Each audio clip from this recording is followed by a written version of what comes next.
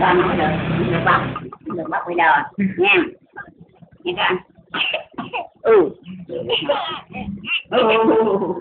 Thế mà thấy lớn rồi nè. Hào đây Yên Nguyên Bây giờ phải không thấy lớn gì cả. Yên Nguyên mà khôn hơn. Nè cười cười đi nè, cười lên nè,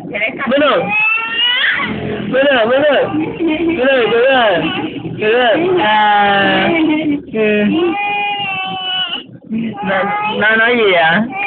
Nó nói gì tới nè. Nè vài trăm thôi đó. Miệng nó nổi nhỉ.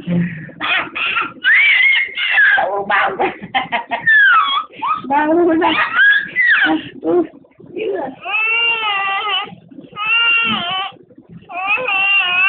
Bao